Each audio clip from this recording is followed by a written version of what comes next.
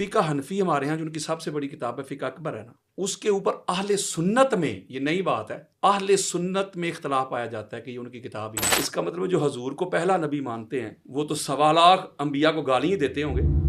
جب آپ کہہ رہے ہیں کہ ہم بلا فصل مانتے ہیں تو کیا آپ تشیع حضرات کے اس کلمے کے قائل ہیں جو وہ پڑھتے ہیں؟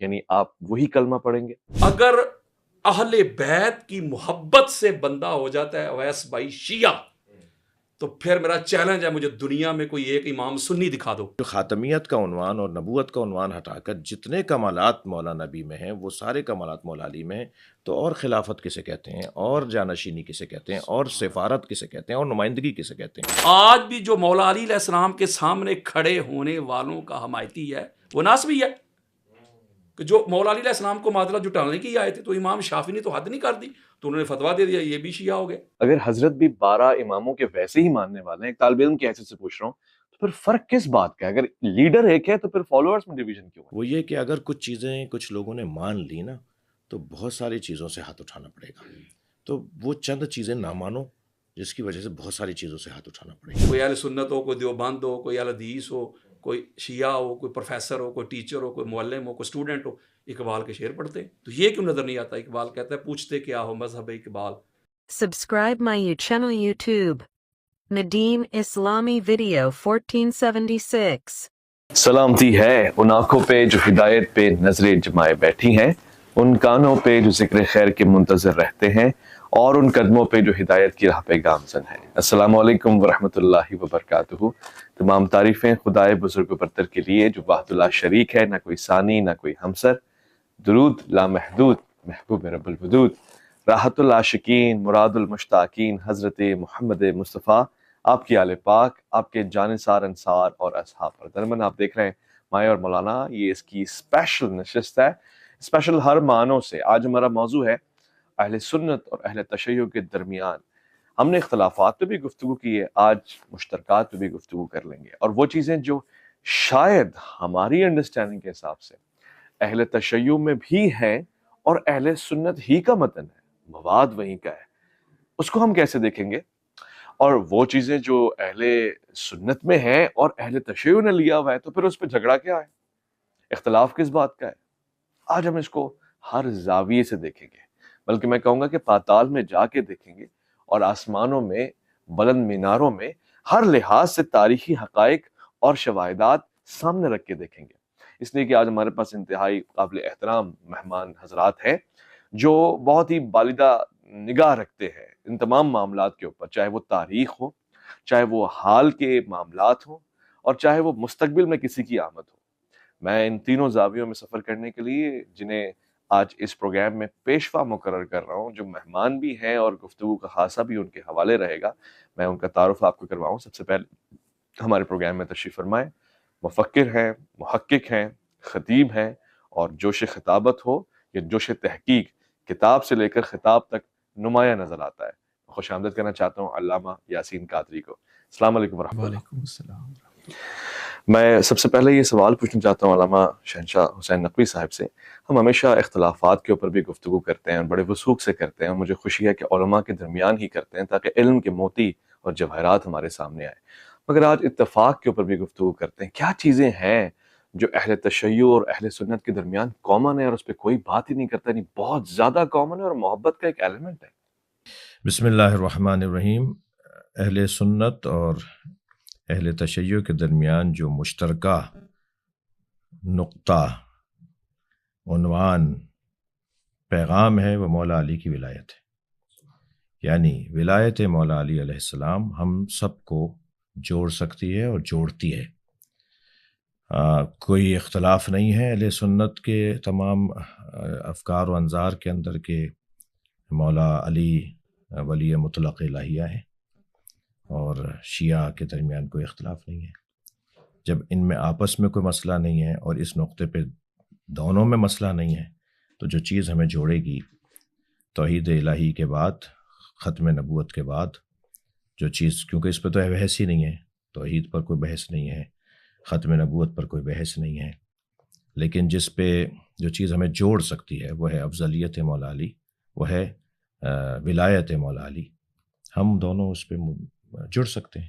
خوبصورت.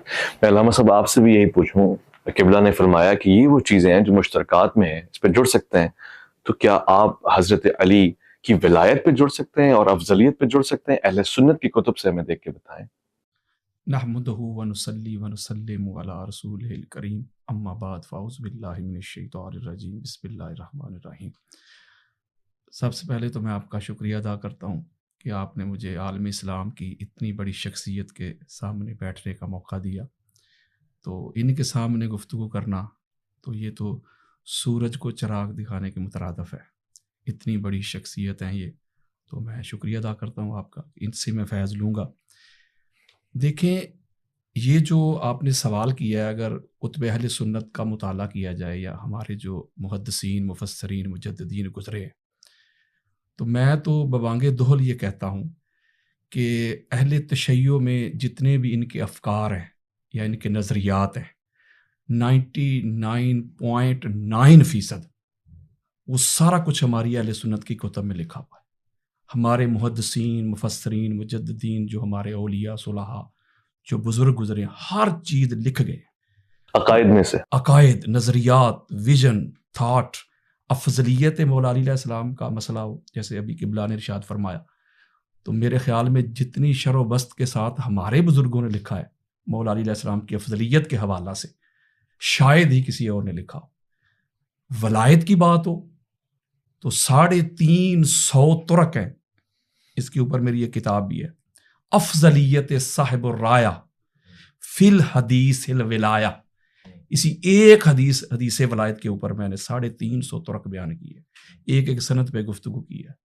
اور صحابہ کرام میں بھی اس کا اختلاف نہیں تھا. جب غدیر خم پہ یہ اعلان ہوا ہے تو سب سے پہلے آگے بڑھ کے حضرت ابوبکر اور حضرت عمر رضی اللہ تعالیٰ عنہما، انہوں نے کہا ہے بخ بخ لکا یا علی ابن ابی طالب، انت مولانا و مولا کل مسلم و مومن و مومنات. یہ من کنتم مولا کے ہو. ہاں جی، اے ابو طالب کے بیٹے، مبارک ہو کہ آپ ہمارے بھی مولا بن گئے، ہر مسلم کے، ہر مومن کے، ہر مومنہ کے مولا بن گئے. مجھے بتائیں تو یہ تو صحابہ کے درمیان بھی یہ کوئی اختلاف نہیں تھا، وہ ان کو مولا مانتے تھے.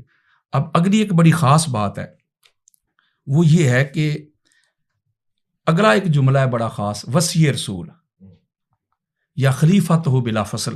علامہ صاحب کی اجازت سے اگر جی بسم اللہ. یہ میں تھوڑی سی وضاحت کرنا چاہتا ہوں. آپ بلا فصل کے قائل ہوں گے نہیں؟ یہ ذرا وضاحت کریں. بالکل، میں اسی پہ آپ کو بات کرنا چاہتا ہوں. اہل سنت کی کتب سے ہمارے بدقسمتی یہ ہے کہ لوگوں نے سنیت سے دور کر دیا لوگوں کو. جو اہل بیت اطہار کے در کے منگتے تھے، جو اس در پہ جھکنا چاہتے تھے، جن کے قلوب میں، جن کے فواد میں اہل بیت اطہار کی محبت اور مودت، جن کا سینہ پھٹتا تھا ذکر حسین علیہ السلام سن کے، اس طرح ناسبیت اس مسلک میں گھس آئی ہے. انہوں نے سنیت کا لبادہ اوڑھ کے اس طرح حملے کیے ہیں کہ لوگوں کو سنیت سے دور کر دیا. میں تو سنیت کا مقدمہ لڑ رہا ہوں.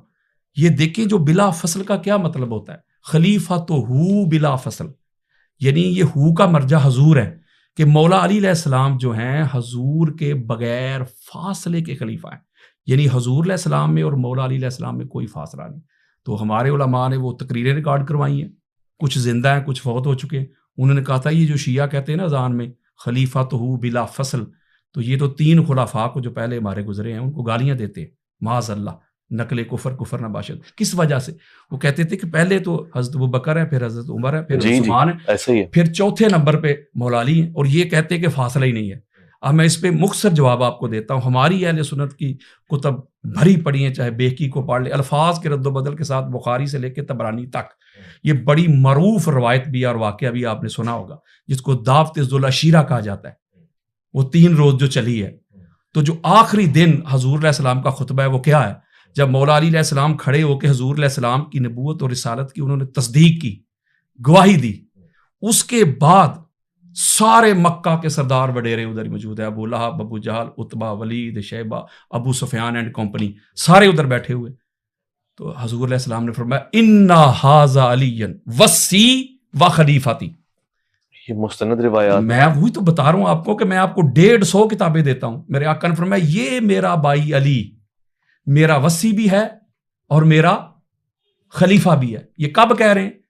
اس وقت فرما رہے ہیں حضور، نہ اس وقت حضرت ابوبکر صدیق کی خلافت تھی، نہ حضرت عمر بن خطاب کی خلافت تھی، نہ عثمان بن عفان کی خلافت تھی رضی اللہ عنہم. اس وقت تک تو ان تینوں نے بھی کلمہ بھی نہیں پڑھا تھا.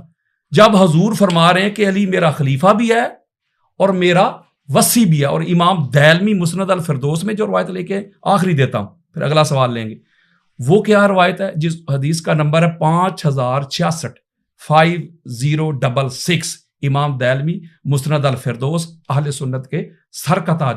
آقا علیہ الصلوۃ والسلام نے فرمایا کہ جب اللہ رب العزت نے انبیاء کی ارواح کو تخلیق کیا تو ان سے خطاب کیا. پہلا جملہ فرمایا آنا ربکم، میں تمہارا رب ہوں. یہ سوچیں کہ خطاب کن سے ہو رہا ہے؟ انبیاء سے. ھذا محمد نبیکم، یہ محمد تمہارا نبی ہے، نبیوں کا بھی نبی. اور تیسرا جملہ ھذا علی امیرکم و مولاکم، یہ علی تمہارا امیر بھی ہے اور تمہارا مولا بھی ہے. یہ کب کی بات ہے؟ یہ تب کی بات ہے جو میں کہا کرتا ہوں جب نہ تب تھا نہ کب تھا. اگر تو یہ گستاخی ہے، میں ایک سوال کرتا ہوں اویس بھائی آپ سے، آقا علیہ السلام سوالات راؤنڈ اباؤٹ کم و بیش انبیاء میں کون سا نمبر ہے حضور کا؟ آمد میں آخری نبی ہیں. آخری. کیا آپ کا عقیدہ ہے کہ تخلیق میں بھی حضور آخری ہیں؟ نہیں، اول. یہ پوری سیاستہ بھری پڑی ہے. انبار لگا دوں گا ادھر میں کتب اہل سنت کے. جب یہ حضور سے پوچھا گیا کہ یا رسول اللہ آپ کب سے نبی ہیں، تو حضور علیہ السلام فرمایا کب سے؟ کنت نبی و آدم و بین الروح والجسد. واہ واہ واہ. ابھی آدم علیہ السلام کی باڈی نہیں بنی تھی، روح نہیں بنی تھی، ان کی تخلیق کے لیے مٹی بھی نہیں گوندی گئی تھی، میں تب سے نبی تھا. تو اس کا مطلب جو حضور کو اقبال نے کہا نگاہ عشق و مستی میں وہی اول وہی آخر وہی قرآن وہی فرقان وہی یاسین وہی طٰہٰ، اس کا مطلب جو حضور کو پہلا نبی مانتے ہیں وہ تو 1.25 لاکھ انبیاء کو گالی دیتے ہوں گے. بھئی حضور علیہ السلام جو ظاہر میں تشریف لائے ہیں عیسیٰ علیہ السلام کے بعد ہیں، آپ کہہ رہے ہیں کہ پہلے، تو آپ تو 1.25 لاکھ انبیاء کے پھر گستاخ ہو کہ ان کو گالیاں دینے والے ہوں گے. آپ کہیں گے در صاحب نہیں ان کو کیوں گالیاں میں نے دینی ہیں، وہ تو تخلیق میں پہلے ہیں، ظاہراً زمانے میں آنے میں آخری ہیں، تو گالیاں کہاں سے آ گئی؟ تو یہی بات میں کہہ رہا ہوں. میں کہتا ہوں یہی ایک آخری بات، یہی فارمولہ آپ ادھر لے آئیں کہ یہ ظاہر جو خلافت ہے نا، ظاہری خلافت، یہ ظاہری خلافت میں مولا علی علیہ السلام چوتھے نمبر پہ آئے ہیں. جو حقیقی خلافت ہے، جو اصلی خلافت ہے، وہ حضور اور علی علیہ السلام کے درمیان کوئی مائی کا لال مجھے فاصلہ تو ثابت کر کے دکھائے، اور یہ سنیت بتا رہا ہوں. ٹھیک ہو گیا. علامہ صاحب آپ نے گفتگو سماعت فرمائی. بہت سے لوگوں کے لیے اس میں تشنگی ہوگی، یعنی یہ سمجھنا کہ اس میں آپ سے اتفاق فرما رہے ہیں کہ فاصلہ کوئی نہیں ہے، مگر ظاہر کا یا حقیقت کا یا ظاہر کا اور باطن کا فرق ہے. آپ اسے کیسا لیتے ہیں؟ کیا اہل تشیع کے درمیان اصحاب رسول خاص طور سے سیدنا حضرت ابوبکر صدیق، ان کا احترام ویسے ہی ہے ایز اے خلیفہ؟ دیکھیے، ہم اس اصلی عنوان پر اگر بات کریں کہ مولا علی علیہ السلام خلیفہ بلا فصل رسول اللہ صلی اللہ علیہ وآلہ وسلم، اس میں اگر بہت بات سمجھنے کی ہے کہ خلافت کے جہاں معنی جانشینی کے ہیں، وہاں خلافت کے معنی نمائندگی کے ہیں، سفارت کے ہیں، اور جگہ پر بیٹھنے والے کو ہی خلیفہ نہیں کہا جاتا. ورنہ حضرت آدم کو اللہ نے اپنا خلیفہ جو زمین پر بنایا، تو اللہ کی تو جگہ زمین نہیں ہے، اللہ زمین پر نہیں ہے. ہاں اللہ زمین پر بھی ہے، یعنی اللہ کہاں نہیں ہے. تو خلیفہ بے معنی جانشین نہیں ہے، نمائندہ ہے. یعنی میری تمام تر ذمہ داریاں یہ میرا نمائندہ انجام دے گا، میں اس کو اپنا سفیر بنا رہا ہوں، نمائندہ بنا رہا ہوں. اس معنی میں ہم اگر خلافت کی بات کو لیتے ہیں تو یعنی ہم ایک اور دریچہ کھول رہے ہیں. جو گفتگو حضرت علامہ نے، یاسین قادری صاحب نے، میں ان کا ممنون ہوں جنہوں نے الفاظ میرے لیے کہے، میں اس کے قابل نہیں ہوں. یہ خود بہت ہی محقق ہیں، میں ان سے سیکھتا ہوں، سمجھتا ہوں. ان کو جب ہم کبھی سنتے ہیں تو ایمان کو جلا ملتی ہے، عقیدے میں اور بالیدگی آتی ہے. اور ایک محقق کو جس انداز سے ہونا چاہیے، بے معنی تمام علامہ یاسین قادری اس پہ پورا اترتے ہیں. خلافت کے یہ معنی جو ہیں نمائندگی اور سفارت کے، اس میں تو دو رائے نہیں ہے کہ مولا کائنات نبی مکرم کے نمائندہ ہیں. بعد از نبی اگر کوئی وجود ہے جو نبی کی تمام تر صفات کا سوائے نبوت کے، کیونکہ الا لا نبی آبادی، صرف ایک چیز کو استثناء کیا ہے نبی نے، حضرت موسیٰ اور ہارون میں جو نسبت ہے وہ ساری میری اور علی کے اندر ہیں، الا لا نبی آبادی، یا لا نبوت آبادی بھی آیا ہے. تو اس کو اگر آپ ہم ہٹا لیں، اور ہم خاتمیت کے قائل ہیں کہ کافۃ للناس بھی ہیں اور رحمۃ للعالمین بھی ہیں اور خاتم النبیین بھی ہیں، تو وہ جو خاتمیت کا عنوان اور نبوت کا عنوان ہٹا کر جتنے کمالات مولا نبی میں ہیں وہ سارے کمالات مولا علی میں ہیں، تو اور خلافت کسے کہتے ہیں، اور جانشینی کسے کہتے ہیں، اور سفارت کسے کہتے ہیں، اور نمائندگی کسے کہتے ہیں؟ تو آئیے، کیا نبی نے جب مدینہ میں ریاست نہیں بنائی تھی یا آپ نے اعلان نبوت نہیں کیا تھا، کیا اس وقت نبی نہیں تھے؟ نبی تھے، جیسے ابھی ہم نے استفادہ کیا۔ تو مولا علی نبی کے علم میں آپ کے نمائندے ہیں، آپ کی کرامتوں میں نمائندے ہیں، آپ کی سخاوتوں میں نمائندے ہیں، آپ کی شجاعت میں نمائندے ہیں، آپ کے علم میں نمائندے ہیں، آپ کی عصمت میں نمائندے ہیں۔ اس میں تو کوئی دو رائے نہیں ہے۔ آپ 3 شخصیات جو مولا علی سے خلافت اور حکومت کے ادوار کے اندر شخصیات گزری، آپ وہی نہیں، آپ پوری امت میں، پوری کائنات میں اٹھا کے دیکھ لیجئے کہ بعد از نبی اگر کوئی بڑا وجود ہے تو مولا علی کا وجود ہے۔ تو اس معنی میں جب ہم بات کر رہے ہوتے ہیں، اور ہم اسی معنی میں بات کر رہے ہوتے ہیں، اور خلافت بے معنی حقیقی میں بات کر رہے ہوتے ہیں کہ کرسی نہیں ملی تو کیا مطلب ہے کہ خلیفہ نہیں ہوگا، وہ نبی کے جانشین نہیں ہوگا۔ کرسی ملے گی تو یعنی کرسی کی بنیاد پر، اچھا پھر جس انداز سے کیا 6 مہینے تک مولا کائنات نے، جو سب کہتے ہیں، ہم تو اس سے زیادہ بات کرتے ہیں، بالا بات کرتے ہیں کہ نہیں 6 مہینے نہیں، آخر تک نہیں ہوا بیعت کا سلسلہ، لیکن چلیں آپ 6 مہینے نہیں، آپ 2 دن تاخیر میں، نیک کام تھا، اچھا کام تھا، صحیح کام تھا، کرنے کا کام تھا، تو 6 مہینے کیوں تاخیر ہو گئی؟ اور پھر جس انداز سے حضرت نے اپنے گھر خلیفہ اول کو بلایا اور پھر شکوہ کا اظہار کیا کہ کیا کیا ہے، یہ سارے رویے بتا رہے ہیں کہ مولا علی علیہ السلام ہر اعتبار سے نبی، کیونکہ دیکھیے اعلیٰ کو، افضل کو، اشرف کو، عرفا کو، یعنی یہ کہہ لیجئے کہ آپ اولیٰ کو اگر غیر اولیٰ کی اطاعت کرنی ہے تو یہ خلاف عقل ہے، خلاف منطق ہے، خلاف قرآن و حدیث ہے۔ یعنی جو زیادہ جاننے والا ہو وہ کم جاننے والے کی اطاعت میں آ جائے تو یہ خلاف قرآن و خلاف عقل و خلاف حدیث ہے، طے شدہ ہے۔ یعنی بڑا ڈبل پی ایچ ڈی ہے، وہ ایک پی ایچ ڈی کی اطاعت نہیں کرے گا، ٹھیک ہے، ہم یہاں تک دل رکھنے کو آ جاتے ہیں، جبکہ ہم اس سے ہٹ کر بھی ویسے کرتے ہیں، لیکن ہم دل رکھنے کو یہاں تک بھی بات کر لیتے ہیں کہ جو زیادہ بڑا ہے اس کو اطاعت نہیں کرنی اپنے سے کم علم میں اور مقام میں، تو قاعدہ یہ ہے کہ اس کو اطاعت کرنی، اور ایسا کیا۔ یعنی اگر ہم اس موضوع پہ چلے جائیں کہ خلفائے ثلاثہ اصحاب رسول اللہ صلی اللہ علیہ وآلہ وسلم رضوان اللہ تعالیٰ علیہم، ائمہ اہل سنت یا اکابرین اہل سنت، یہ جب مولا علی کے فضائل کے باب میں آتے ہیں تو بہت روشن ہے ان کا۔ وہ یہ کہاں سے بات آ گئی ہے جو اس وقت کی جا رہی ہے کہ یہ خلیفۃ بلا فصل کہتے ہیں تو جی یہ تبرہ کر رہے ہوتے ہیں، یہ مثال ان کے خلاف توہین کر رہے ہوتے ہیں۔ یہ آپ نے سوچ لیا، ہماری کوئی ایسی نیت نہیں ہوتی۔ ہم مقامات علمی، مقامات عرفانی، مقامات معنوی، مقامات روحانی کی بنیاد پر ہم مولا کائنات کی اولویت کے قائل ہیں۔ یہ ہمارا مختصر سا عقیدے کا خلاصہ ہے۔ ٹھیک ہو گیا، بہترین، شکریہ علامہ یاسین قادری صاحب۔ آپ نے جو مقدمہ رکھا یہ میں اپنی تحقیق سے پیش کر رہا ہوں، یعنی اہل سنت میں ہو سکتا ہے تفضیلی سنی اس عقیدے کے قائل ہوں، مگر اہل سنت تو افضل البشر بعد الانبیاء حضرت ابوبکر صدیق رضی اللہ عنہ کو مانتی ہے، تو ان کے سامنے آپ یہ مقدمہ کیوں نہیں رکھتے؟ اور یہ جو دلائل آپ کے پاس ہیں، میرے خیال ہے وہی سنی کتب ان کے پاس ہیں، ایک چیز۔ دوسرا، جب آپ کہہ رہے ہیں کہ ہم بلا فصل مانتے ہیں، تو کیا آپ تشیع حضرات کے اس کلمے کے قائل ہیں جو وہ پڑھتے ہیں؟ یعنی آپ وہی کلمہ پڑھیں گے؟ پہلی تو بات یہ ہے کہ جو آپ نے اہل سنت کے حوالے سے کہا کہ اس میں بعد از انبیاء افضل البشر حضرت ابوبکر صدیق ہے، تو اس میں اجماع نہیں ہے، یہ صحابہ میں بھی اجماع نہیں ہے اور امت میں بھی نہیں۔ اکثر کہتے ہیں لوگ جی امت میں اجماع ہے، اور صحابہ میں بھی اجماع نہیں تھا، صحابہ کے اندر بھی یہ ظنی مسئلہ تھا۔ میں کتب اہل سنت کی بات کر رہا ہوں، یعنی جو مکتب تشیع ہے اس کی بات نہیں کر رہا، ان کے کیا افضلیت کے منابع ہیں یا وہ اس کو کس پوائنٹ آف ویو سے لیتے ہیں۔ میں صرف اہل سنت کی بات کر رہا ہوں کہ بے شمار آقا علیہ الصلوۃ والسلام کے صحابہ کرام ہیں۔ ایک طرف تو آپ یہ کہتے ہیں کہ حضور علیہ السلام کا ہر صحابی عادل ہے، کسی ایک کی بھی بندہ اطاعت کر لے یا اتباع کر لے تو بندہ حق کو پا لیتا ہے، تو یہ بے شمار صحابہ ہیں، ہماری کتابیں بھری پڑی ہیں جو مولا علی علیہ السلام کی افضلیت کے قائل تھے۔ مثلاً جہاں آپ بات کرتے ہیں، مثال بھی دے دیں، کون؟ دیتا ہوں نا، جہاں آپ کہتے ہیں اہل سنت و جماعہ، تو اہل سنت یعنی حضور علیہ السلام کی سنت والے اور حضور کی جماعت کی سنت والے۔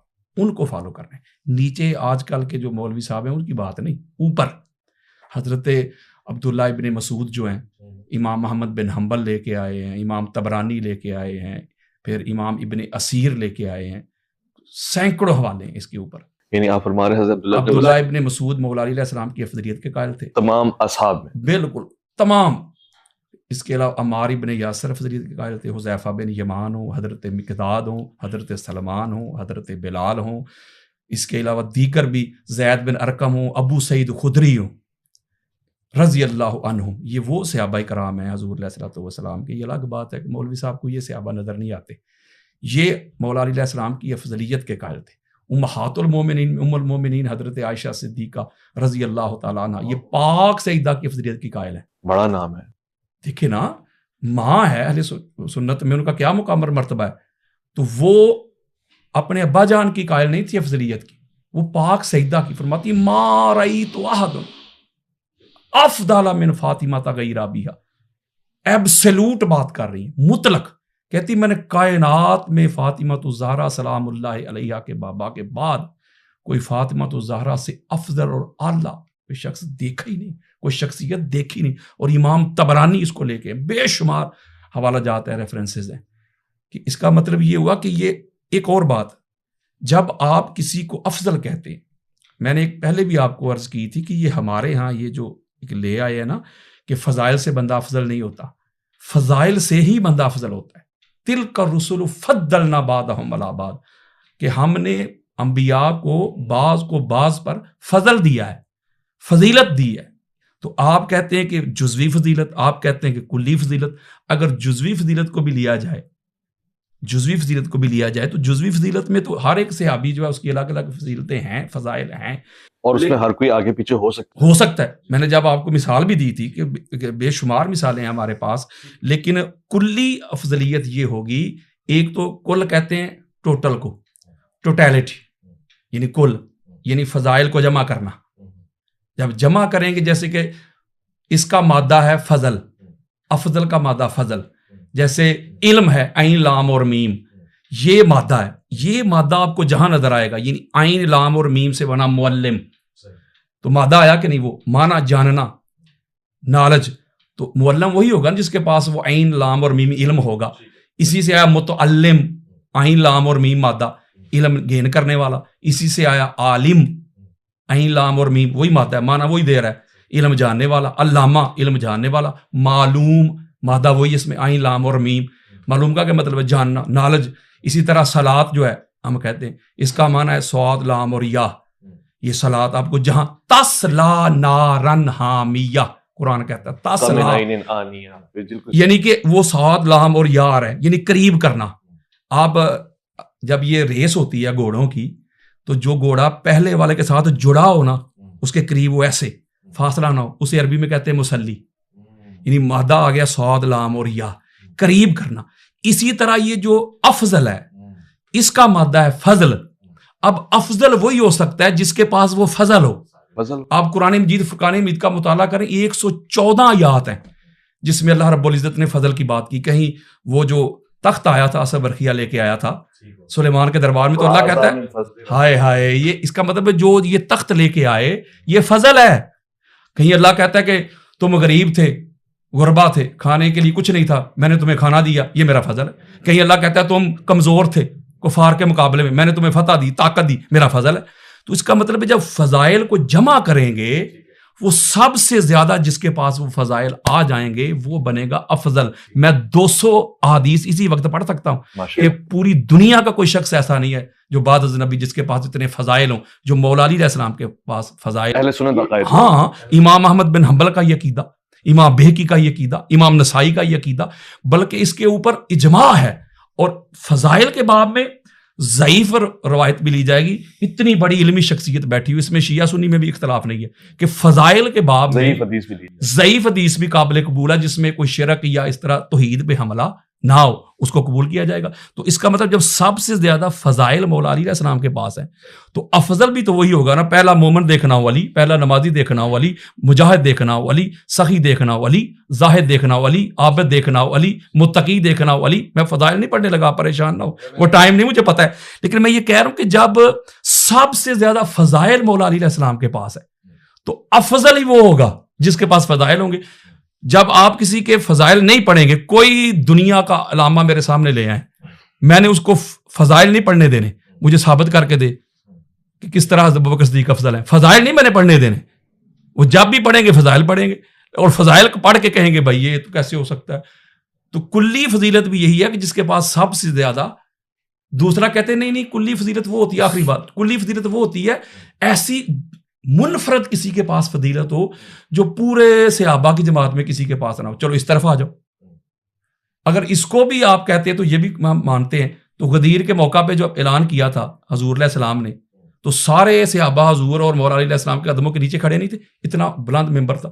تو یہ فضیلت ہے کسی کے پاس کہ پوری کائنات کے اوپر فرمایا من کنتو, جس کا میں مولا اس کا علی مولا. یہ سب سے زیادہ نہیں. پھر پہلے مومن علی, پہلے نمازی علی. میں روایتیں نہیں پڑھ رہا, وقت بچا رہا ہوں. تو یہ کلی افضلیت نہیں ہے. پھر حضور علیہ السلام کا حسب اور نسب مولا علی علیہ السلام کے پاس ہے. پھر حضور علیہ السلام جس نور سے بنے علی اس نور سے بنے. پھر حضور علیہ السلام نے کہا کہ علی میری روح ہے, علی میرا گوشت ہے, علی میری جان ہے, اور یہ قرآن نے بھی کہہ دیا. یعنی اتنی فضیلتیں جو مولا علی علیہ السلام کو ملی ہیں, مجھے بتائیں اگر اس سے بندہ افضل نہیں ہوتا تو پھر افضل کیسے ہوتا ہے؟ میں آپ کی اللہ صاحب شاید کہتے ہیں کہ حکومت بہت بڑی فضیلت ہے, وہ کیونکہ نہیں تھی اس وجہ سے. حاکم کی حیثیت سے یہ بھی تو فضیلت ہے. اب دیکھیں نا ہمارے امام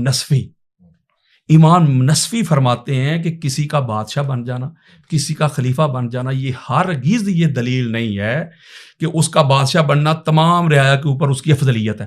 بلکہ جو حضرت ابوبکر صدیق نے پہلا خطبہ ہی دیا جو بخاری میں موجود ہے, وہ پہلا جملہ ہی کہہ رہے ہیں لوگوں میں تم سے افضل نہیں ہوں. پہلا جملہ یہ کہہ رہے ہیں.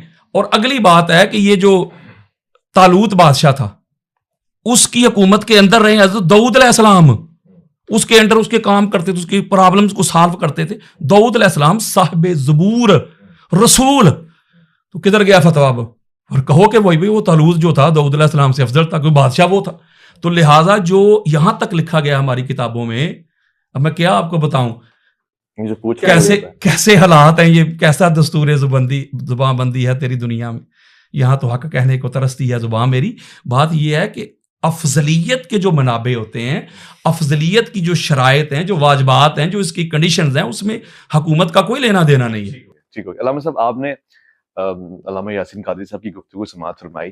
کم و بیش یہی وہی عقائد رکھ رہے ہیں جو آپ رکھ رہے ہیں, یعنی افضلیت کے حوالے سے انہوں نے روشن بیان دے دیا. تو پھر آپ شیعہ کیوں ہیں؟ آپ سنی ہو جائیں. سنی عقائد تو کم و بیش ویسے ہی ہیں. ہم سب سنی شیعہ ہیں.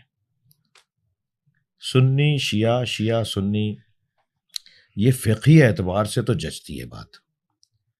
علم کلام میں عقائد کے باب میں سنی شیعہ میں کوئی فرق نہیں ہے. نہیں ہے کتابوں میں, نہیں ہے اہل حق کے نزدیک, نہیں ہے کتمان حق نہ کرنے والوں کے نزدیک.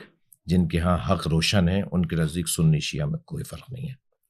سنی شیعہ کا فرق فقہی اعتبار سے ہے. فقہا کے فتاویٰ پہ, جیسے شیعوں میں کئی فقہا کے فتاویٰ پہ عمل ہوتا ہے, اہل سنت کے یہاں کئی فقہا کے فتاویٰ پہ عمل ہوتا ہے. تو کیونکہ اجتہادی ابحاث جو ہیں ان کے اندر اختیار ہے ایک مقلد کو اور ایک غیر محقق کو کہ وہ کیونکہ خود استنباط نہیں کر سکتا قرآن و حدیث سے, اپنے وظائف شرعی کو, اپنی ذمہ داری شرعی ذمہ داریوں کو وہ اخذ نہیں کر سکتا. اس کے پاس وقت نہیں ہے, اس کے پاس مہارت نہیں ہے, اس کی مبانی نہیں ہے, اس کے پاس اس کی بنیادیں علمی طور پہ مضبوط نہیں ہیں قرآن کو سمجھنے کے لیے, حدیث کو سمجھنے کے لیے. لہٰذا اسے محتاج ہے وہ کہ وہ فقی سے رجوع کرے, ایک مفتی سے رجوع کرے. تو سنی شیعہ کا جو فرق ہے وہ جچتا ہے کہ فقہی اعتبار سے فرق دکھائی دے کہ یہ امام مالک کے فتوے پہ عمل کرتے ہیں, یہ امام حنبل کے فتوے پہ عمل کرتے ہیں, یہ مثال آیت اللہ خوئی کے فتوے پہ عمل کرتے ہیں, یا آیت اللہ سیستانی کے فتوے پہ عمل کرتے ہیں. تو یہ تو جچتا ہے کہ اس بنیاد پہ سنی شیعہ کا فرق ہو. لیکن علم کلام میں اور علم عقائد میں اگر سر پہ قرآن رکھ کے قسم کھائیں, شرعی قسم کھائیں, اپنے گویا محشر کا اور عالم برزخ کی کیفیت میں اور چشم برزخی کھلے اور حجابات ہٹے ہوئے اور پھر کہا جائے اب بات کرو, بات اب تمہیں سچ بولنا ہے، اب تو تمہیں حق بولنا ہے، اب اس کے علاوہ کوئی جگہ نہیں ہے، اب تو ہمارے پاس فرار کا رستہ نہیں ہے۔ اگر ہم مرنے سے پہلے مر جائیں تو ہم اس دنیا میں حق بولنا شروع ہو جائیں گے، لیکن کیونکہ ہم نے اس دنیا میں مفادات سے اپنا تعلق جوڑا ہوا ہے، ہماری بہت ساری چیزیں، میرے بہت ہی محترم تھے جنید جمشید، اللہ ان کی مغفرت فرمائے، طیار حادثے میں وہ جاں بحق ہوئے، مجھ سے ایک ٹی وی پروگرام میں وقفے کے درمیان فرمانے لگے کہ آپ ناراض تو نہیں ہوں گے، ایک سوال آپ سے کروں؟ میں نے کہا نہیں، آپ ضرور کریں۔ کہنے لگے میرے بعض دوست کہتے ہیں شیعوں میں حافظ قرآن نہیں ہوتے، تو مجھے بات سمجھ میں نہیں آتی، لیکن میں نے یہ سوچا تھا کسی شیعہ عالم سے ہی پوچھوں گا۔ تو میں نے کہا جی آپ کی محبت اور مہربانی کہ مجھے سے پوچھ لیا، میری تو اپنی بچی حافظ قرآن ہے، میری اہلیہ حافظ قرآن ہے، اور جب چاہیں آپ جب کہیں میں فون پہ بات کروا دوں، ملاقات میں آپ کی بچی ہے، آپ کی بھتیجی ہے، آپ اس سے قرآن کی آیات پوچھیے گا۔ تو میں نے کہا مگر میں کہہ لیں، اس پہ انہوں نے خوشی کا اظہار کیا، مگر میں نے کہا مسئلہ کچھ اور ہے، مسئلہ کچھ یوں ہے کہ قرآن کا اگر کثرت کے ساتھ پڑھا جانا مادیت سے جوڑ دیا جائے تو شاید ہمارے ہاں بھی ہر دوسرا مولوی حافظ قرآن ہوگا، کیونکہ ہمارے یہاں تراویحیں نہیں ہیں، کیونکہ ہمارے یہاں نیاز نظر قرآن کے پڑھنے کے ساتھ جڑی ہوئی نہیں ہے، تو حافظان قرآن ضرورت کے مطابق بنتے ہیں پھر، کہ ہر مدرسے میں 1-2 حافظ قرآن ہو بس کافی ہے، اور جو ہے وہ پورے ملک میں اگر فرض کیجئے جی 6 کروڑ شیعہ رہتے ہیں تو اس میں مثلا 1 لاکھ حافظ قرآن کافی ہے، لیکن ہر عالم اور ہر جو ہے وہ حافظ قرآن بھی اس میں اپنا وہ وقت وہ لگانے کے ساتھ اگر فقہی کتابوں میں لگائے، تو ہمارے یہاں کیونکہ جب ہم مادیت سے اپنے آپ کو جوڑ دیتے ہیں، ہمارے پیٹ اور ہماری جیب اور ہماری مادی ضرورتیں ہمارے دین سے جڑ جاتی ہیں، تو پھر چھپایا جائے گا، حق نہیں بولا جائے گا، سچ نہیں بولا جائے گا، کہیں یہ نہ ہو جائے، کہیں وہ نہ ہو جائے، مجھے مسجد سے نہ نکال دیا جائے، مجھے مدرسے سے بے دخل نہ، اور ایسا ہوا ہے۔ یہ کم خدمت نہیں ہے ان لوگوں کی جنہوں نے اس مصیبت کو برداشت کیا اور حق نہیں چھپایا اور حق بولا۔ تو بہرحال یہ آیا ہونا ہے۔ میں ایک بات کہتا ہوں کہ سب کو آنا ہے اہل بیت کی طرف، اللہ میرٹ پر، اللہ قابلیت پر، فطری طور پر سب کو لے کر آئے گا، اور فطرتاً انسان قابل کو پسند کرتا ہے، وہ چاہے سب کے سامنے نہ کرے کہ بھئی میں نہیں کر سکتا تھا، چھپ کے کہے گا، ہمارے ساتھ ہوتا ہے۔ آج تو ہم جو ہے وہ علم کلام اور عقائد کے اعتبار سے اتفاق کے ذہن کے ساتھ بیٹھے ہوئے ہیں، فقہی بحث ہماری ہو نہیں رہی، جو ہم ہاتھ کھولنے اور ہاتھ باندھنے پہ بحث کریں یا سجدگاہ رکھنے یا نہ رکھنے پہ، یقیناً یہ اس کے رد میں دلائل دیں گے، میں اس کے حق میں دلائل دوں گا۔ تو عقائد کے باب میں ایسا ہوتا ہے، بعض اوقات ٹی وی چینلز پہ یا ملاقاتوں میں ہم سے اختلاف کیا جاتا ہے، اور جیسے ہی وقفہ آتا ہے اور جیسے ہی گاڑی میں ایک دوسرے کو چھوڑنے جا رہے ہوتے ہیں، کہتے ہیں جی میں آپ سے متفق ہوں، مگر میں کیا کروں کہ میں یہ کہہ دیتا تو میرے لیے مشکل ہو جاتی۔ تو مسائل ہیں۔ اچھا، ہمیں بھی زیادہ توقع نہیں رکھنی چاہیے، ہر شخص کا ایک ظرف ہے، ایک حد ہے، ایک حد تک وہ جا سکتا ہے۔ کم لوگ ہوتے ہیں جو بڑی مصیبتوں کو برداشت کر لیتے ہیں اور حق نہیں چھپاتے اور حق بولتے ہیں۔ ٹھیک ہو گیا۔ علامہ یاسین قادری صاحب، یہی سوال ہو بہو انہی معنوں میں آپ سے پوچھنا چاہتا ہوں، اگر یہ تمام اتفاق آپ کے ہیں جس کا آپ نے اظہار بھی فرمایا، تو پھر کیا چیز مانے ہے، کیا چیز روکتی ہے آپ کو کہ آپ مکمل طور سے اس مسلک کے نمائندہ ہو جائیں تاکہ یہ مسلکی فرق بھی ختم ہو جائے؟ دیکھیں، جو قبلہ نے ارشاد فرمایا بالکل درست فرمایا کہ یہ جو اختلاف ہے نا، ایک حسن ہے، یہ ہے فقہی اختلاف، عقائد اور نظریات کے حوالہ سے میں سمجھتا ہوں مجھ سے بڑا شیعہ کوئی نہیں، میں مولا علی علیہ السلام کا شیعہ ہوں، مجھ سے بڑا کوئی سنی نہیں، یعنی کہ اور کیا آپ چاہیں گے؟ اسکول آف تھاٹ کے حوالہ سے میں آپ کو بتاتا ہوں، میں نے بات کرتے کرتے رک گیا تھا، حالات جو وہ تھے، یہ جو فقہ حنفی ہے ہمارے پاس، میں جو جملہ کہہ رہا ہوں اسی کا ذمہ دار ہوں، یعنی ہمارے ہاں چونکہ وہ امام جعفر صادق علیہ السلام کے شاگرد ہیں، امام باقر علیہ السلام سے بھی انہوں نے کچھ دیر جو ہے نا علم حاصل کیا ہے، تو فقہ حنفی ہمارے ہاں جو ان کی سب سے بڑی کتاب ہے فقہ اکبر ہے نا، اس کے اوپر اہل سنت میں، یہ نئی بات ہے، اہل سنت میں اختلاف پایا جاتا ہے کہ یہ ان کی کتاب ہی نہیں، فقہ اکبر کے حوالے سے؟ ہاں کہ یہ سارا کچھ ان کے شاگردوں نے کیا ہے، چونکہ وہ تو امام جعفر صادق علیہ السلام کے شاگرد ہیں، تو یہ کیسے ہو سکتا ہے کہ استاد کے بالمقابل آ جائیں؟ آپ کا بڑا معروف جملہ ہے، آپ فرماتے ہیں لو لم سنتان حلق نعمان، 2 سال جو میں نے حضور کے شہزادوں کی نوکری کی ہے، اگر وہ مجھے میسر نہ ہوتے تو ابو حنیفہ ہی ہلاک ہو گیا ہوتا۔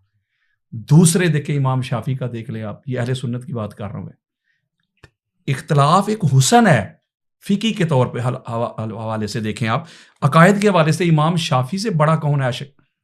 فرماتے یا اہل بیت رسول اللہ حبکم فرض من اللہ فی القرآن انزلہ کفاکم من عظیم القدر انکم من لم یصلی علیکم لا صلاۃ له۔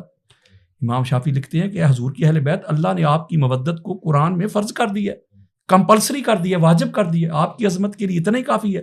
اگر کوئی نماز پڑھے آپ پر درود نہ پڑھے، اللہ نماز اس کے منہ پہ مارتا ہے۔ تو اس وقت بھی مفت سے مفتی تھے، اس وقت بھی ناسبی تھے۔ یہ ناسبی کی ڈیفینیشن پتہ کیا ہے؟ یہ نون اور صاد ہے، سین نہیں، نسب نہیں۔ ناسبی اس کا مطلب ہوتا ہے کھڑا ہونا۔ یہ وہ کھڑا ہوئے تھے جو مولا علی علیہ السلام کے سامنے کھڑے ہو گئے تھے، جو مولا علی علیہ السلام جو خلیفہ راشد کے سامنے کھڑے ہو گئے تھے اسے کہتے ہیں ناسبی۔ تو آج بھی جو مولا علی علیہ جملہ ہے ویس بھائی، آج بھی جو مولا علی علیہ السلام کے سامنے کھڑے ہونے والوں کا حمایتی ہے وہ ناسبی ہے۔ جو مولا علی علیہ السلام کو معادلہ جٹانے کی آئے تھے، تو امام شافعی نے تو حد نہیں کر دی، تو انہوں نے فتویٰ دے دیا یہ بھی شیعہ ہو گئے۔ تو آپ نے پھر لکھا ان کان رفدن حب اہل بیت محمد فلیشہد ثقلان انی رافض۔ اگر علی علیہ السلام کی اور اہل بیت کی محبت مودت یہ رفض ہے تو پھر دونوں جہاں سن لیں، جن و انس۔ کسی ماں نے شافعی سے بڑا رافضی پیدا ہی نہیں کیا۔ امام مالک کو کوڑے لگائے گئے۔ امام احمد بن حنبل جو تھے وہ افضلیت مولا علی علیہ السلام کے قائل تھے۔ وہ کہتے تھے علی علیہ السلام کو کسی سے قیاس ہی نہیں کیا جا سکتا، صحابہ کا اپنا مقام اور مرتبہ اور سٹیٹس ہے۔ یہ چونکہ حضور علیہ السلام کے شہزادے ہیں، اہل بیت ہیں، حضور کا نفس ہے، ان کو کیوں کمپیئر کرتے ہو؟ پھر یہ داتا گنج بخش علی حجویری، یہ سنیے ہے نا، ان کا عقیدہ ہے، وہ کہتے ہیں کہ دنیا میں ولی وہ بنتا ہے جس کی ولایت کی اپلیکیشن پہ مہر مولا علی کی لگتی ہے۔ شہنشاہ اجمیر نے کیا لکھا؟ شاست حسین دین است حسین، پیچھے کیا رہ گیا؟ میں یہ بات کر رہا ہوں، انہوں نے تو اتنی بڑی بات کر دی، بڑی خاص بات دینے لگا ہوں۔ وہ کہتے ہیں سارے کا سارا دین ہی حسین ہے، دین کی بنیاد فاؤنڈیشن ہی حسین ہے، دین کو پناہ دینے والے حسین ہیں۔ تو پھر اقبال کے شعر لوگ پڑھتے ہیں، کوئی اہل سنت ہو، کوئی دیوبند ہو، کوئی اہل حدیث ہو، کوئی شیعہ ہو، کوئی پروفیسر ہو، کوئی ٹیچر ہو، کوئی معلم ہو، کوئی اسٹوڈنٹ ہو، اقبال کے شعر پڑھتے ہیں۔ تو یہ کیوں نظر نہیں آتا؟ اقبال کہتا ہے پوچھتے کیا ہو مذہب اقبال، یہ گناہ گار بو ترابی ہے۔ اگر اہل بیت کی محبت سے بندہ ہو جاتا ہے اویس بھائی شیعہ، تو پھر میرا چیلنج ہے، مجھے دنیا میں کوئی ایک امام سنی دکھا دو۔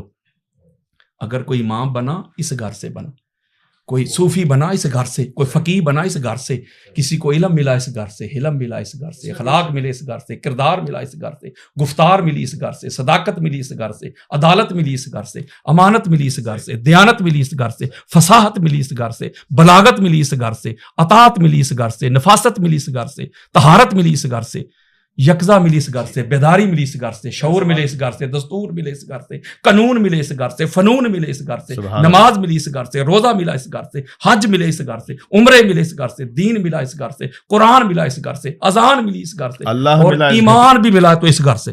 اللہ ملا اس کو اگر ویس بھائی ہم شیعت کے کھاتے میں ڈال دیں گے تو پیچھے سنیوں کے پاس بچے گا کیا؟ چل میں لیکن ایک بات آپ کے سامنے رکھ دوں، ناظرین بھی اس پروگرام کو دیکھ رہے ہیں، جو باتیں آپ بتا رہے ہیں اہل سنت کے عقائد سے کچھ ایسی ہیں کہ ہضم کرنا مشکل ہے، مجھ سمیت بہت سے لوگ اس سے اتفاق نہ بھی کریں، مگر یہ سوال ضرور پوچھیں گے، اس میں ہم اختتام بھی کریں گے، کیا آپ بھی 12 ائمہ کے ماننے والے ہیں، 12 اماموں کو مانتے ہیں، اور اگر ہاں تو کس پہرائے میں مانتے ہیں؟ کیونکہ یہ سوال میں نے علامہ صاحب سے بھی۔ بالکل بالکل جی، اگر ہم بخاری پڑھ کے دیکھیں، مسلم پڑھ کے دیکھیں، بلکہ ہماری اہل سنت کی کتابوں میں الفاظ کے رد و بدل کے ساتھ، یہ بڑا مشکل سوال ہے، میں اس لیے جواب دیتا ہوں کہ میں نے آپ کو بتایا نا کہ میں ڈنکے کی چوٹ پہ بات کرتا ہوں۔ 12 خلیفہ کا، خلفاء کا حضور علیہ السلام نے ذکر کیا، لا یزال ھذا الدین قائما، حضور فرما رہے ہیں یہ دین اس وقت تک قائم رہے گا، اس پر زوال نہیں آئے گا، حتی یکون علیکم السنہ عشرہ خلیفۃ کلہم من قریش وفی روایت کلہم من بنی ہاشم۔ اس پہ آپ چونک جائیں گے۔ حضور نے فرمایا کہ وہ 12 کے 12 جو ہے نا خلفاء میرے، ایک تو یہ سنیے نا اپنے، وہ سارے قریش میں ہوں گے، اور شیخ سلیمان قندوزی حنفی جنابی المودہ میں لے کے، دیگر کتب اہل سنت میں بھی یہ روایت موجود ہے، حضور نے فرمایا سارے کے سارے بنی ہاشم سے ہوں گے، بنی ہاشم سے۔ اور جو لوگ کہتے ہیں کہ صرف یہ 5، بلکہ 5 بھی میں کہہ رہا ہوں، وہ کہتے 4 خلفائے راشدین مہدیین، یہ 4 ہی ہیں۔ اہل سنت کا عقیدہ ہے کہ 5 خلفائے۔ کیسے یار آپ اہل سنت کن کو مراد لے رہے ہیں؟ مجھے یہ بتائیں، مولویوں کو؟ میں مراد لے رہا ہوں قرآن، حدیث، صحابہ۔ بھائی ان سے اختلاف کرنا وہ ہمارے اکابر ہیں، کیا ان سے اختلاف کرنا بندہ سنی سے نکل جاتا ہے؟ آپ سب کانٹیننٹ سے باہر نکلیں نا، مغرب میں جائیں، مصر میں جائیں، ایران میں جائیں، عراق میں جائیں، عرب میں جائیں، وہ تو ان کو جانتے بھی نہیں ہوں گے، تو بے شمار اہل سنت ہیں. تو کیا مطلب وہ سن ہی نہیں رہے جو اعلیٰ حضرت کو نہیں مانتا؟ بھائی میں اوپر جا رہا ہوں، آپ مجھے نیچے کھینچ کے لا رہے ہیں. بس آخری بات ہے، بڑی خاص ہے. اس کا مطلب اگر تو خلفائے راشدین مہدیین وہی ہیں 4، 5ویں کو بھی نہیں مانتے، بلکہ کئی جگہوں پہ کہتے ہیں 5ویں حضرت معاویہ بن ابی سفیان ہے، امام حسن علیہ السلام کو سکپ کر جاتے ہیں. اگر یہی ان کی ترتیب افضلیت ہے، پھر مولا حسن بادشاہ سرکار کو 5واں نمبر کیوں نہیں دیتے سنی؟ دیتے ہیں نہیں نہ دیتے. مجھے میرے سامنے رکھے، وہ تو کہتے ہیں نہیں خلفائے راشدین، پھر اشرا مبشرہ، اوپر بدر والے، بیعت رضوان والے، تو وہ کدھر گئے؟ پاک سیدہ فاطمہ بطول زہرا سلام اللہ علیہ وہ کدھر گئیں؟ بات یہ ہے کہ میں آپ کو سنیت بتا رہا ہوں، قرآن و حدیث والی، تاجدار کائنات والی، لہٰذا اور یہ ایک تسلسل ہے کہ وہ سارے کے سارے بنی ہاشم سے ہوں گے. اب یہ فیصلہ، بس آخری بات، یہ فیصلہ کون کرے گا جی؟ اور حضور فرما رہے ہیں کہ 12 ہوں گے. تو اگر آپ 30 سالوں کو مان لیں، امام حسن علیہ السلام کے 6 ماہ کاؤنٹ کریں، 30 سال جو کہتے ہیں کہ حضور نے فرمایا کہ بس 30 سال تک رہے گی، خلافت راشدہ منہج پہ، تو وہ 12 کیوں حضور فرما رہے ہیں؟ وہ 12 کدھر گئے؟ پھر وہ خلافت راشدہ نہیں ہوگی، وہ کیا ہے پھر؟ وہ 12 کی مجھے جو اس کا پیریڈ ہے اس کو مجھے پورا کر کے تو آپ عمر بن عبدالعزیز کو درمیان میں لاتے ہیں، ان کا زمانہ کدھر گیا؟ وہ خلیفہ راشد تھے. تو یہ فیصلہ کون کرے گا؟ اور ہماری کتابوں میں وہ لوگ بھی آئے ہوئے ہیں جو خلافت کے اہل ہی نہیں تھے. تو یہ فیصلہ کون کرے گا؟ اس کا ایک آخری بات، اس کا فیصلہ یہ ہے کہ ان میں تسلسل ہونا ضروری ہے. وہ سارے کے سارے بنی ہاشم ہونے ضروری ہیں، پہلے سے لے کے آخری تک ایک ہونا ضروری ہے. آپ ان 12 کے ماننے والے میں اور خلیفہ کے، اور آخری بات، خلیفہ کے لیے حکومت ضروری نہیں.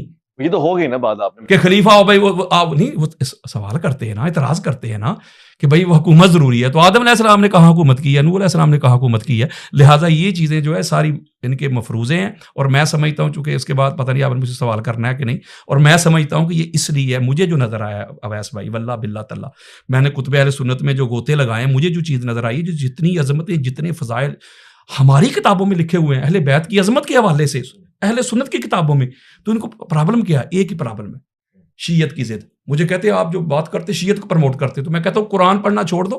قرآن میں حضرت عیسیٰ علیہ السلام کے کتنے معجزات لکھے ہوئے، وہ تو عیسائیت کو پروموٹ کرتے. سواد اعظم کیا ہے؟ What is the definition of سواد اعظم؟ یہ کیا ہے؟ اعظم بڑی عظمت والی جماعت، کثرت نہیں.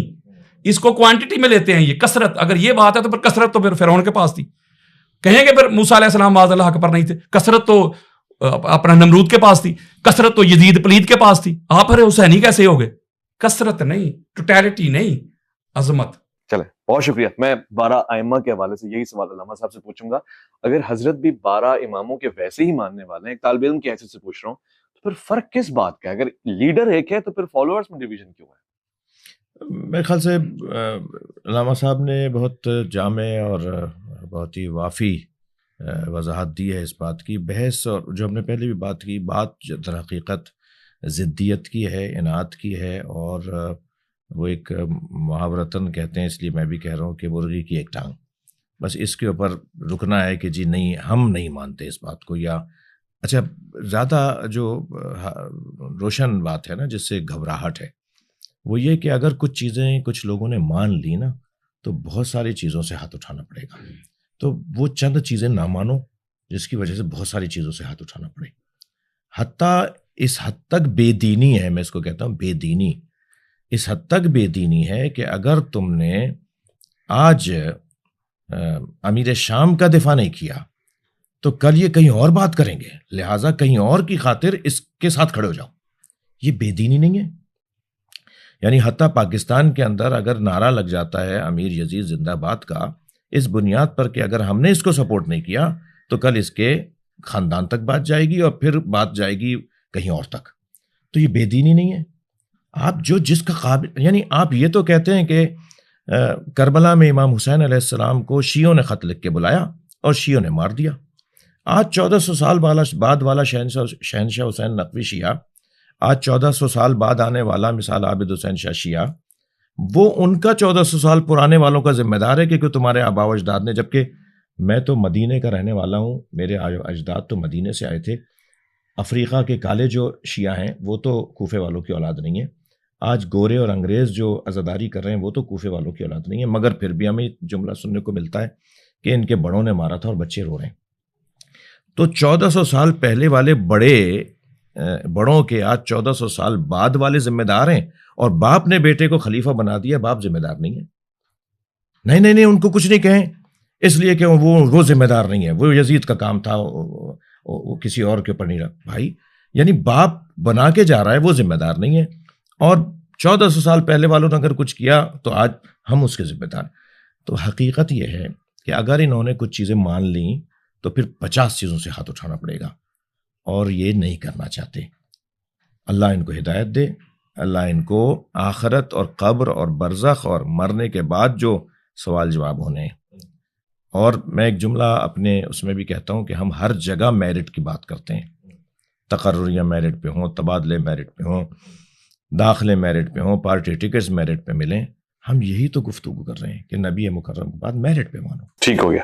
قبلہ کیا یہ ممکن ہے، یہ میرا آخری سوال ہے، جیسے کہ علامہ صاحب بھی شاید یہی خواہش رکھتے ہوں، یعنی آپ بحیثیت ذمہ دار سربراہ اور ایک پیشوا تشیع میں سے ان اشخاص کو بہتر کی طرف لے کے جائیں جو مزاج اہل سنت کے خلاف گفتگو کرتے ہیں، یعنی اصحاب رسول پہ تنقید کرنا یا اس طرح کے جملے استعمال کرنا، کیا ممبر میں ذمہ داری ہو سکتی ہے آپ کی طرف سے؟ بہت زیادہ ہوئی ہے. آپ 10 سال گزشتہ کا ریکارڈ اٹھا کے دیکھیں، بہت اصلاح ہوئی ہے، بہت احتیاط بڑھی ہے، بہت ہی عاقلانہ انداز سے گفتگو کو رائج کیا گیا ہے. اس میں بہت سے لوگوں کی خدمات ہوں گی. میں فقیر بھی ان کارکنوں میں سے ایک ہوں جو اس مزاج کو بنانے کی کوشش کرتا آیا ہوں، اور نتیجے لیے ہم نے اپنے خطاب کرنے والے مقررین، خطباء، واعظین کو متوجہ کیا اس بات کی طرف کہ اگر آپ کو اپنا عقیدہ بیان کرنا ہے، آپ کو اپنا نظریہ بیان کرنا ہے تو معقول انداز سے کریں. لہجہ اچھا ہونا چاہیے، الفاظ آپ کے سجے ہوئے ہونے چاہیے، رقیق ہلکی باتیں، اور ایسے جملے کہ جو کسی کی دل آزاری کا سبب ہو. جب آپ کسی کو قائل کرنا چاہتے ہیں تو قائل کرنے والا لڑنے والا نہیں ہوتا. جو لڑائی میں بات کرتا ہے اس کا مقصد قائل کرنا نہیں ہوتا، اس کا مقصد محض آرائی ہوتا ہے. تو جو سخت جملوں سے بات کرتا ہے وہ محض آرائی کی طرف ماحول لے کے جاتا ہے. جو پیار محبت سے بات کرتا ہے وہ قائل کرنے کی نیت رکھتا ہے. تو آپ پہلے طے کریں آپ کو محض آرائی کرنی ہے یا قائل کرنا ہے، آپ کو مزید دور کرنا ہے یا قریب کرنا ہے. قریب کرنا ہے تو پیار سے بات کرنی ہوگی، خندہ پیشانی سے بات کرنی ہوگی، اچھے الفاظ میں بات کرنی ہوگی. اس کا ہرگز یہ مطلب نہیں ہے کہ جنہوں نے اہل بیت عصمت و طہارت ائمہ اہل بیت کو، خاص طور پر مولا کائنات کو رنجیدہ کیا، جناب زہرا کو رنجیدہ کیا، وہ ہمارے نزدیک آئیڈیل ہو گئے. آئیڈیل نہیں مان رہے ہم انہیں، لیکن ہم یہ بھی نہیں چاہتے کہ جو انہیں آئیڈیل مانتے ہیں ان کی ہم دل آزاری کریں. یہ محنت ہم کر رہے ہیں اور بہت حد تک ہم نے اس کا نتیجہ لیا ہے. بہت بہت شکریہ علامہ سید شہنشاہ حسین نقوی، بے انتہا شکر گزار علامہ یاسین قادری. اور خواتین و حضرات، آپ کا دونوں مہمانوں نے آج اتفاق اور مشترکات کے اوپر گفتگو فرمائی، اور جو علماء کا خاصہ ہے، طریقہ ہے، رویہ ہے، مزاج ہے، اسی انداز کو پیش نظر رکھتے ہوئے تحمل کے ساتھ حقائق اپنی نگاہ میں جو مطالعے کے اور تحقیق کے بنا پہ موجود تھے ان کو آپ کے سامنے پیش کیا. میں نے بھی کوشش کی کہ سوالات کروں، اور آج بھی میں نے الحمدللہ علماء کو اتفاق اور اتحاد کی راہ پہ گامزن پایا. غلطی کوتاہی کوئی مجھ سے ہو گئی ہو، میں اس کے لیے معذرت خواہ ہوں اور شرمندہ ہوں. کوشش کروں گا کہ آپ کے بھیجے ہوئے سوالات کو مزید علماء کے سامنے رکھتا رہوں. یہی ہمارا خاصہ ہے، اور پاکستان کا ماحول بھی اسی سے سازگار اور انشاءاللہ کامیابی اور فلاح اور ظفریابی کی جانب گامزن ہو پائے گا. اپنا بہت خیال رکھیں گے، آپ اپنے سے بڑھ کے خیال رکھیں گے. ان تمام احکامات کا جو اللہ رب العزت کی جانب سے آپ پہ فرض ہوئے ہیں، ویس ربانی کو دیجیے گا مہر مولانا سے اجازت.